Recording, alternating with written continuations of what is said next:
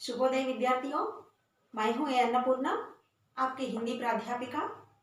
मैं एबीवी सरकारी महाविद्यालय जनवा में हिंदी विभाग में काम कर रही हूं। मैंने आप लोगों को कल के पाठ में हिंदी साहित्य का इतिहास का परिचय, काल विभाजन, उसके अंतर्गत आदिकाल, आदिकाल का नामकरण और प्रमुख रचनाओं के बारे में समझाया था।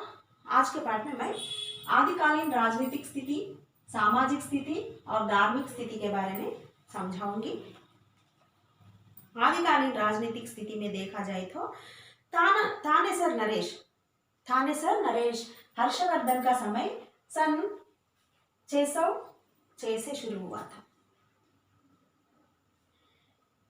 और वह स्वर्णयुग कहा गया है। हर्षवर्धन का समय जो है स्वर्णयुग कहा गया है।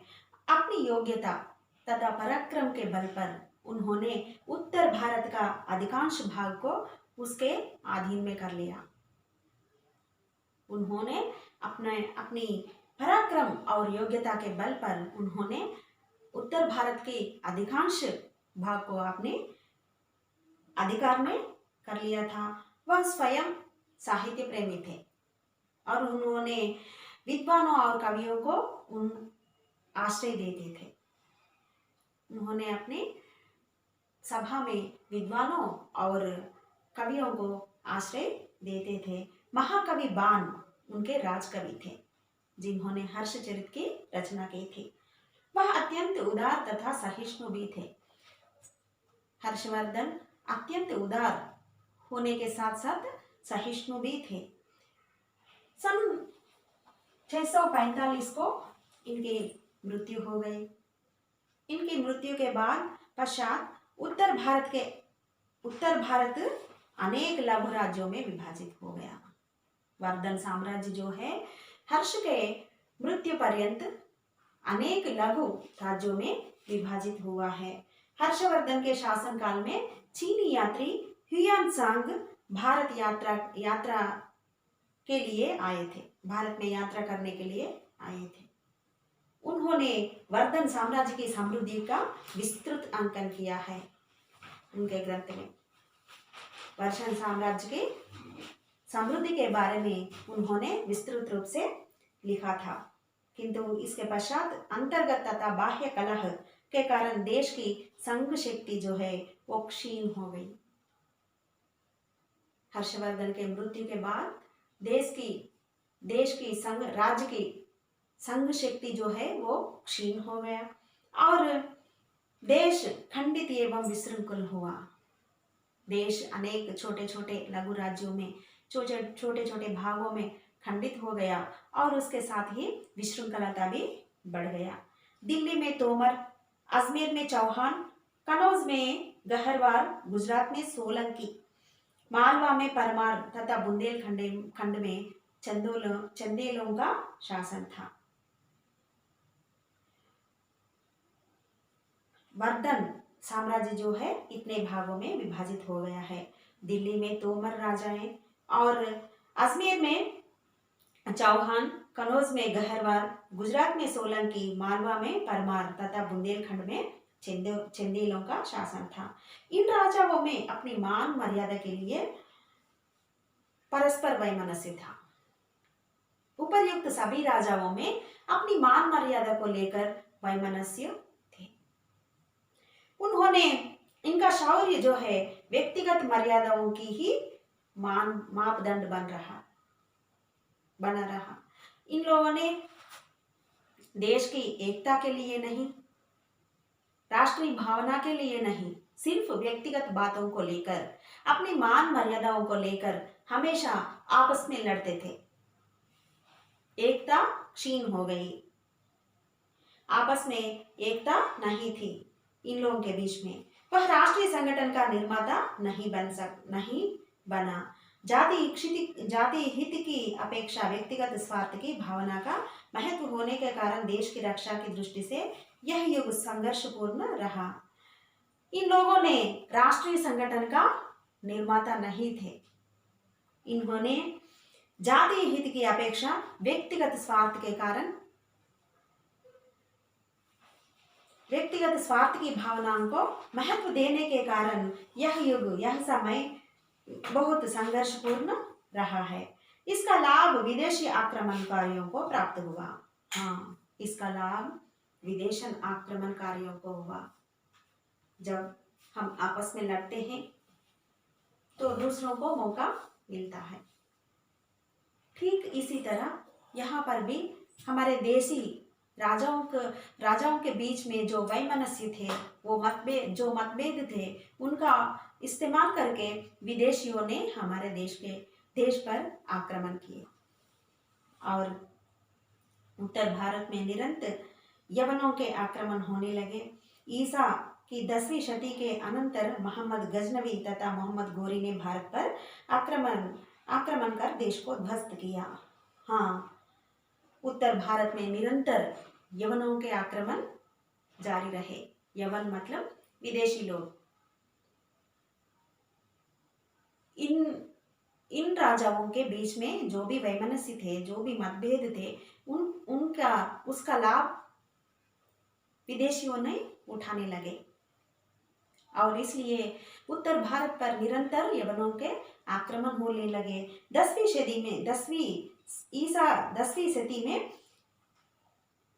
शती के अनंतर मोहम्मद गजनवी तथा मोहम्मद गोरी भारत पर आक्रमण करके देश को ध्वस्त किया।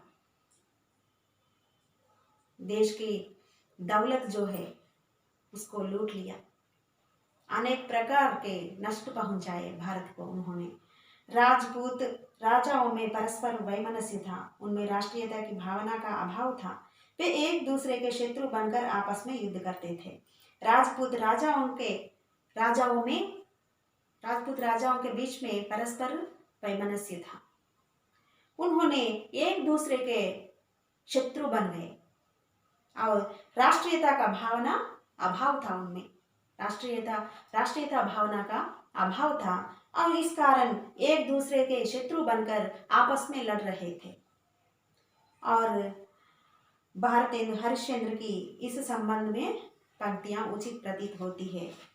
इस समय हम भारतेंदु हरिश्चंद्र द्वारा लिखे गए इन पंक्तियों को याद करने की आवश्यकता है। जगत में घर की फूट बुरी, फूट ही सो जयचंद बुलायो जबनन भारत धाम। हाँ, जगत में घर की फूट बुरी है।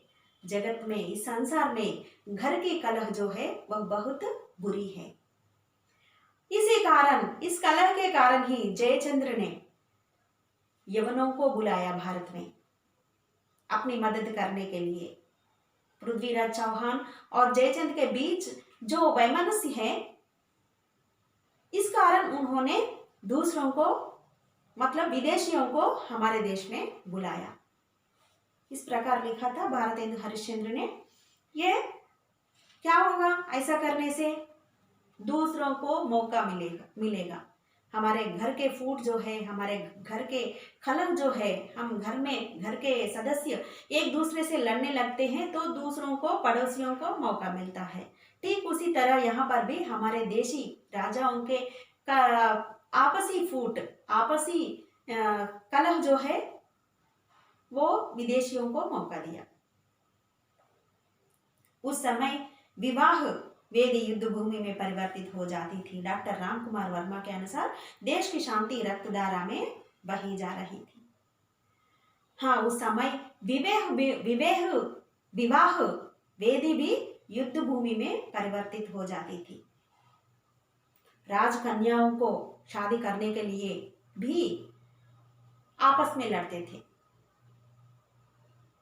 शादियों के लिए, राजकुमारियों को शादी करने के लिए भी एक राजा और दूसरे राजा के बीच युद्ध होता था। विवाह वेदी भी युद्ध भूमि में परिवर्तित हो जाती थी। और डॉक्टर रामकुमार वर्मा ने इस अवसर में उन्होंने लिखा है कि देश की शांति रक्तधारा में बही जा रही थी। देश की शांति जो है वह रक्तधारा में बही जा रही थी, रक्तधाराओं में बही जा रही थी। इससे हम समझ सकते हैं उस समय की राजनीतिक स्थिति को। उस समय की राजनीतिक स्थिति को हम समझ सकते हैं। इससे बहुत संघर्षमय वातावरण बहुत अशांतिपूर्वक वातावरण छाया हुआ हुआ था उस समय।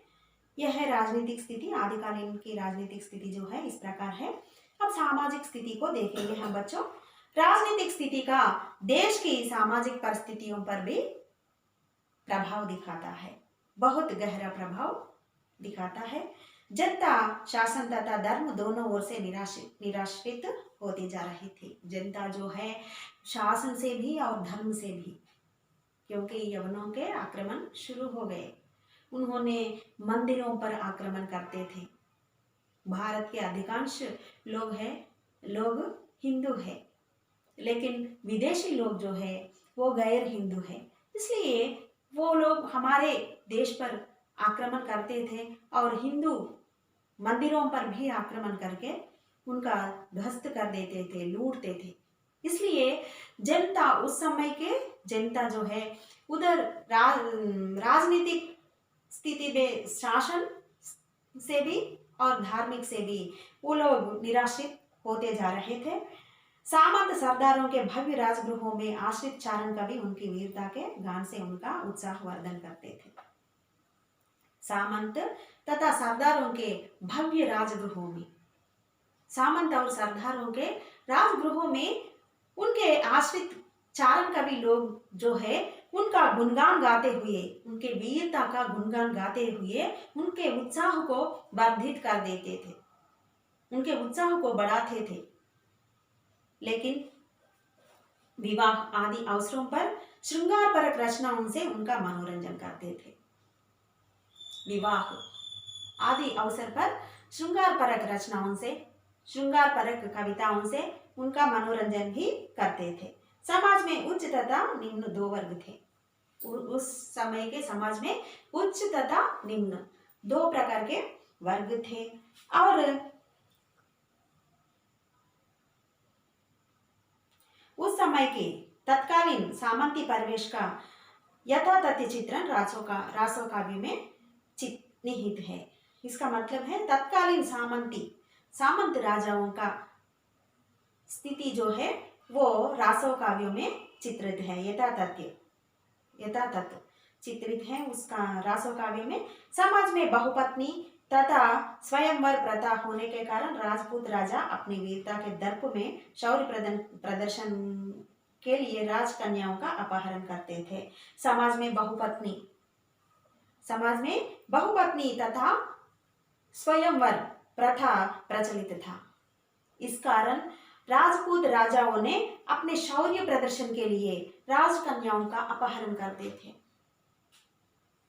बहुपत्नी तथा स्वयंवर प्रथाएं प्रचलित होने के कारण उन्होंने अपने शौर्य प्रदर्शन के लिए राजकन्याओं का अपहरण करते थे। जिही की बिटिया सुंदर देखी तिही पर जाई धरे हथियार। जिही की बिटिया, जिसकी बेटी सुंदर दिखी उस पर जाके हथियार धर के, मतलब हथियार दिखा के डरा के उसको उठा के लेकर जाते थे। रासो काव्य में राजपूत स्त्रियों की सुंदरता तथा वीरांगना के रूप में साहस तथा शौर्य का वर्णन किया गया है। रासो काव्यों में राजपूत स्त्रियों का सुंदर रूप का वर्णन, उनके सुंदरता का वर्णन और वीरांगना के रूप में भी साहस तथा शौर्य का वर्णन भी किया गया था। स्त्रियों के बारे में उनकी सुंदरता के साथ साथ उनकी वीरांगना होने का और साहस तथा पराक्रम शौर्य के बारे में भी लिखा गया था। समाज में पर्दा प्रथा तथा सती प्रथा थी। उस समय के समाज में सती प्रथा, सती सहगमनम